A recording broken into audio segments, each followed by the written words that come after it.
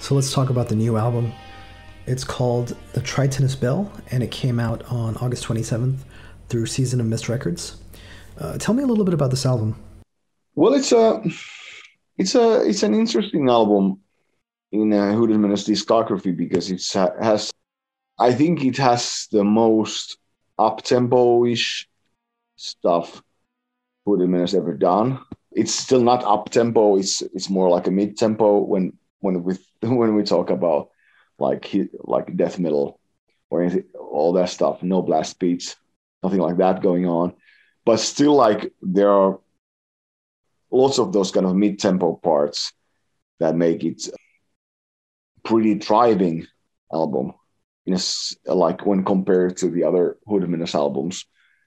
And in addition to that, there are also more audible classic heavy metal elements going on. So the riffing is, of course, Hooded Menace have always been riff-oriented music, but in this particular album, the riffs they have even like, it's not like happy music, but it still has more that kind of a like drive to it. So, and when the riffs are like that, the sound is also adjusted a bit towards that direction so that the sound can support the music as best as it can. Yeah, it's a different album, and I like it that way. It's no, there's when the band is doing their sixth album, I think there's no point of replicating the history and the rest of the albums. I think it's great that the band has found a sort of a new page on its history right now. What was your reaction when you heard the original demos and you heard these more up-tempo parts and these classic heavy metal kind of riffs? I was really satisfied. I was happy about it. I think it was Corpus Asunder was the first demo, Las Sentas, and it was several years ago already. Quite short, not too far from the release of the latest album, and I think I found it fresh already when I heard the first demo track, and with that I was really happy about the Merciful Fate sort of a King Diamond sort of influence we could hear from the demo. So it kind of it was exciting to hear about it because I didn't know what was the direction the band was going next after the previous album. So it like gave some more sort of excitement to do the next one. When did Lasse send these demos to you? I may recall it incorrectly, but I think the first demos were like 2018 or something like that. But some of the demos were sent us like a year after that, not almost 2 years after that. So Lasse was writing the songs, like he didn't write all the songs at the same time, like at once, but he wrote different songs at the different times. So we got some of the demos pretty far from each other. But yeah, I think the first demo was something like 2018. Would you say he spent about 2 to 3 years working on this album? Yeah, more or less. Yeah, but for me and the other members, it has been more like the past year. We recorded. It was late 2020 when we recorded.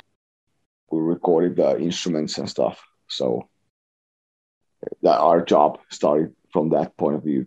From that point. Can you tell me a little bit about the recording of the album? Well, the only sessions I were present were my own sessions with the vocals, but I know they recorded drums. They recorded drums somewhere around Joensuu, which is a city. Lasse and other members live right now. So they booked like a professional studio for the drums, and I think they recorded guitars and bass guitars by themselves, and they were reamped and mixed by Andy LaRoque, who mixed and like co-produced the sound of the album with Lasse in his studio, and I did the vocal sessions here in Helsinki, where I live, with a friend of mine, Timo Ketola, with whom I share some other. He's been doing like Hail Conjure videos with me and lots of photography, and he plays also. He's a main guy of a pretty good Finnish doom band called Caskets Open, and he engineered the sessions of vocals with me. We did like 3 vocal sessions in Helsinki. So let's talk about Andy LaRoque a little bit. This was the first time that Andy LaRoque worked with Hooded Menace, right? Yeah. And of course, as we were talking about the album, you mentioned the classic heavy metal influence. Would you say that Andy's music, his work with King Diamond, was a big influence on Hooded Menace? Yeah, I'm pretty sure it definitely, especially on this album. I think Lasse somewhere said he's been saying that even though he loves also Merciful Fate, but King Diamond is his preference from those 2 bands. So he's always been a huge King Diamond fan. So when you hear the King Diamond sort of influences on the album, it's definitely like that. You can hear his love of to that band, and so choosing Andy LaRoque as a co-producer of the sound and doing the mixing and the mastering of the album was a pretty natural choice when it appeared that he's available to do that, because then we could trust his ears to have the right tone or the right sound, the crisp sound to the guitars, and the sound that those riffs required. If you had to describe what Andy LaRoque brought to Hooded Menace's sound, is that what he did for you guys, to make you guys sound more crisp?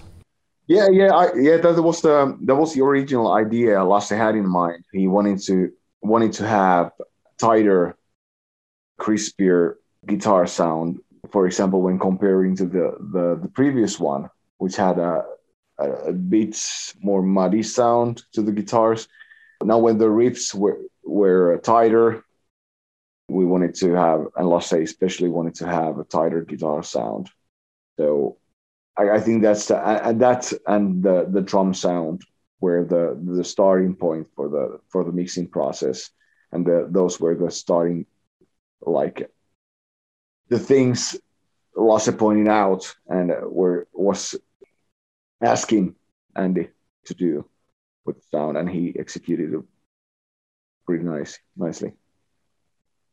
Now, as far as the drum sound goes, how do you compare the drum sound on the Tried and the Spell to the previous Hooded Menace albums? What am I thinking? Yeah, the drum sound have always been differing. Or maybe just the last album that you guys did. Yeah. I think it's. I haven't been analyzing it too well, like comparing those 2 albums, but from my memory, I think it's like with the overall sound of the previous album as well. It's maybe it's a bit more sort of powerful. Yeah, it's a little roomier, right? Like it sounds a little bit like. Yeah. I think it's it's like having maybe a bit more organic sort of sound to it. But I think it's the drum sound is also supporting the whole sound and the riffs and stuff. So yeah, I haven't been analyzing like in terms of comparing those 2 albums too much just for the drum sound. So yeah. Sure. I'm just curious what your impressions are of, or how would you describe the sound? So we spoke a little bit about the 80s metal influence on this latest album. There's a bonus track for this album, right? Yeah. Do you want to tell people what that is? Yeah, it's a cover of Wasp song "The Torture Never Stops" from the first Wasp LP, and I think it ended up being a pretty nice one, and we all share our love Wasp, and especially that particular album, which is like a collective favorite of us. So I think it underlines the 80s heavy metal stuff pretty nicely.